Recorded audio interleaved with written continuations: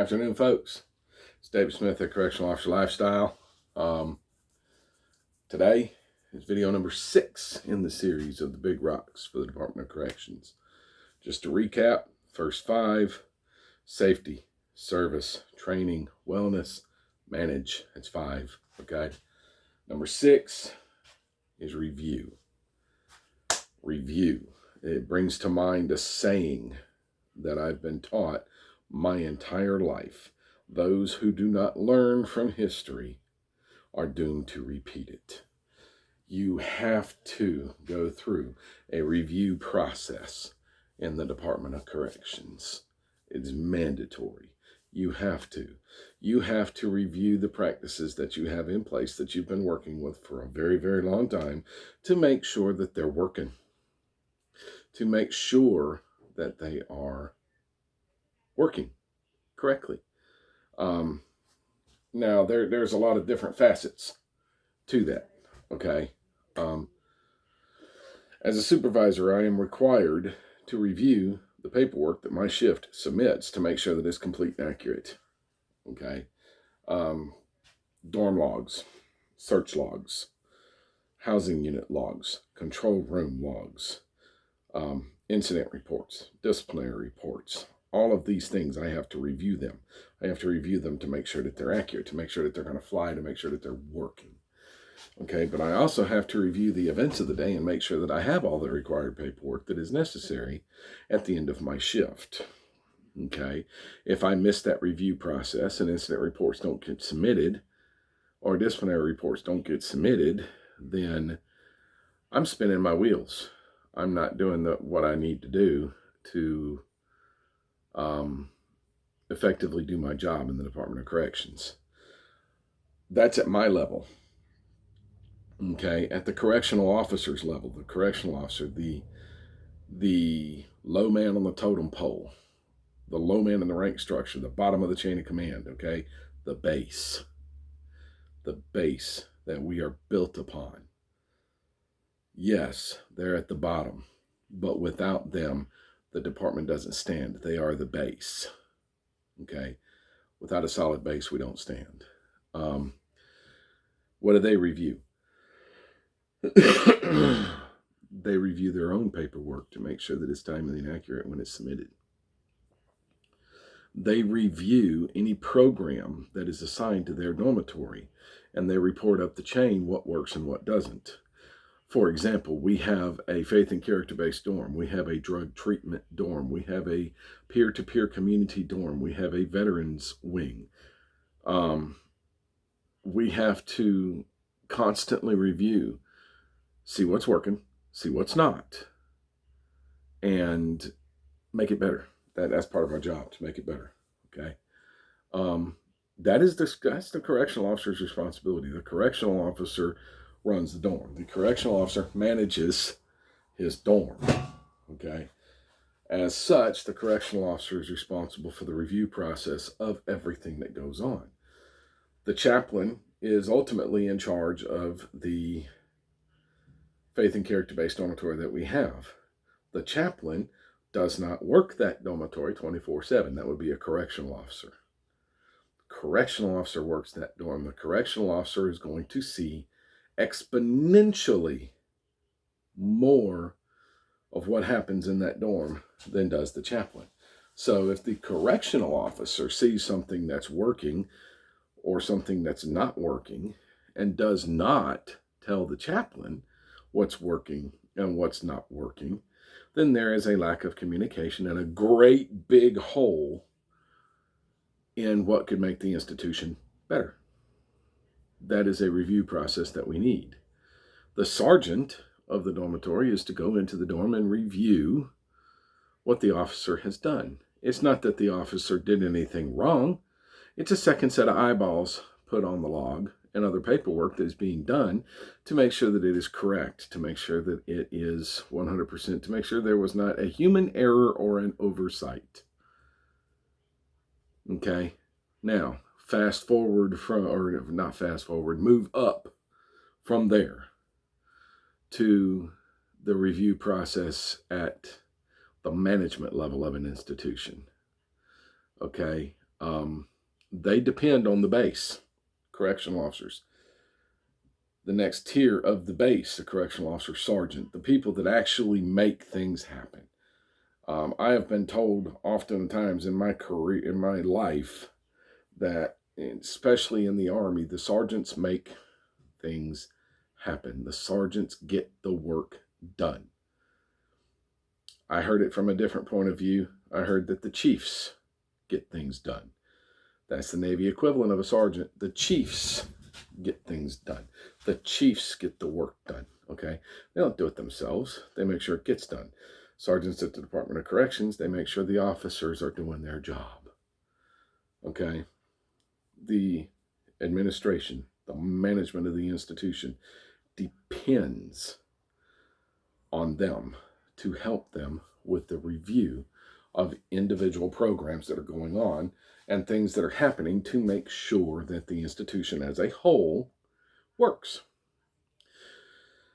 If we do not review and we have a practice in place that allows a hole in our defense, if you will, and inmates are exploiting that hole in an effort, sometimes a successful effort, to manipulate staff into giving them what they want and letting them have the darkest, deepest, most desires of their hearts, and we are not reviewing to find that loophole, and we are not doing an accurate review, and we're not finding it in time to stop it, what good are we doing?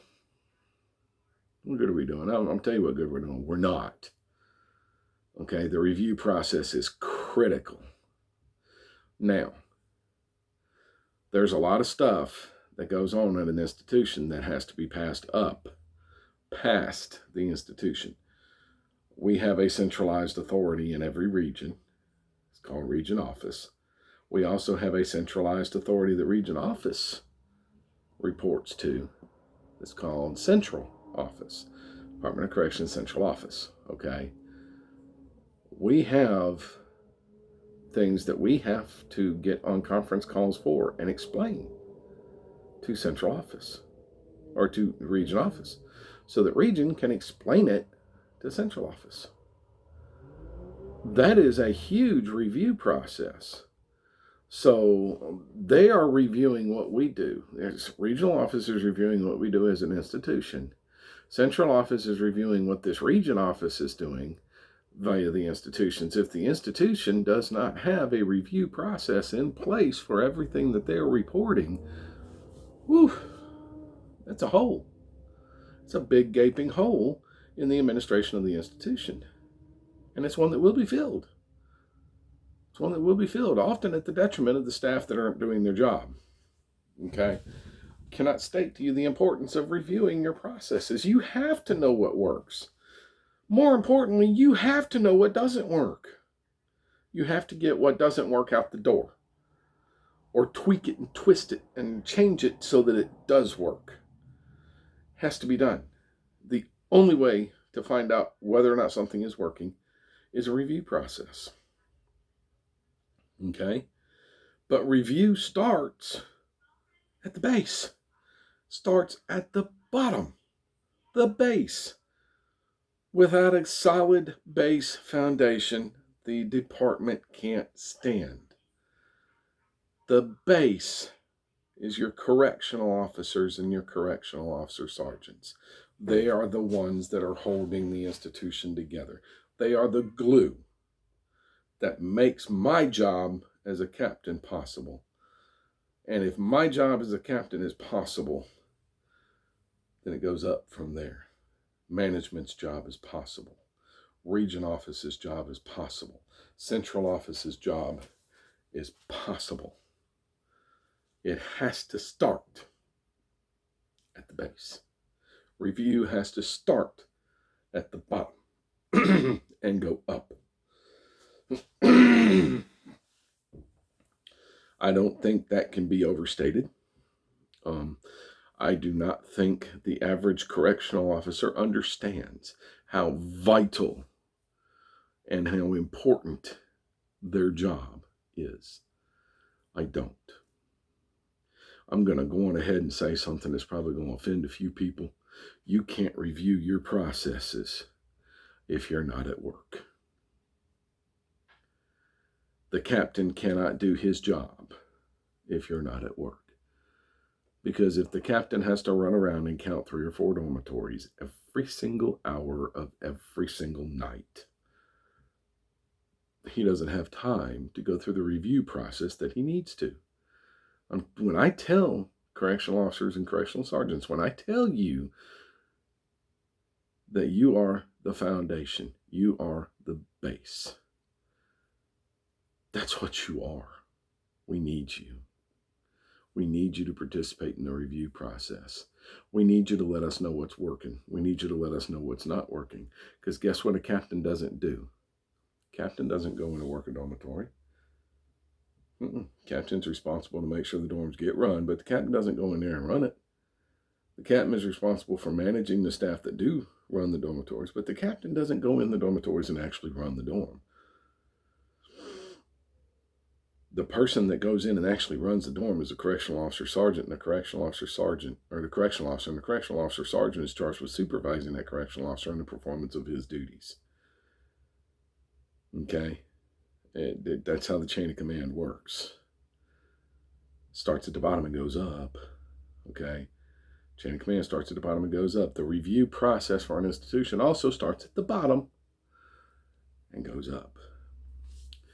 I have not met an administration or an administrator in an administration. Well, maybe one or two. Neither of them work here anymore. I have rarely met an administrator in my job field that does not welcome a review of a process from a correctional officer. It's that important. It's that vital. Okay? The warden, the top man or woman at an institution, the top dog at the institutional level, depends on that review from the correctional officer. It filters up a few steps before it gets to him. It goes through a sergeant, lieutenant, captain, major, colonel, assistant warden, before it gets to him. But that review process for the programs that are in action at his institution starts at the base, starts at the bottom. You're vital. We need you. Come to work so that you can assist making the institution better through an accurate and timely process called review. Folks, I don't have anything else for this video. I think I've touched on enough. I think I've hurt enough people's feelings. If your feelings are hurt, please comment. Let me know. I'd love to engage you in a dialogue. If your feelings are not hurt and you support what I said in this video, hey, man, I'm good for an attaboy. Send it to me. I love them. All right? Interact. Comment. Like the video. Subscribe. Hit the bell for notifications when I post new videos. Folks, this is a community-based organization. We are a community. Okay? If you have a different way of doing things from a different state or different agency, I'm welcome to engage you in a dialogue as well. Hit me up in the comments. All right? As always, folks, love shouldn't hurt. If you're in an abusive relationship or you know somebody in an abusive relationship, 1-800-799-SAFE.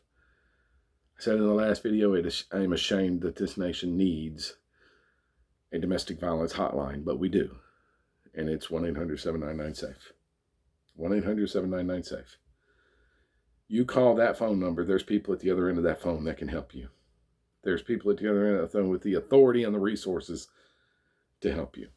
If you know the abuser in an abusive relationship, by God, say something to somebody. The worst thing you can do is nothing. And if you are the abuser in an abusive relationship, there's help for you too, Bubba. But there's 2 things you got to do to get it. Number 1, you got to admit you need it. Number 2, you got to ask for it. Okay? There's resources to help you. You ask for help, it'll be provided. That's the way this country works. All right? It's Dave Smith at Correctional Officer Lifestyle. Love shouldn't hurt. I am my brother's keeper. I am my sister's keeper. Y'all be safe behind the fence. I'll see y'all in the next video.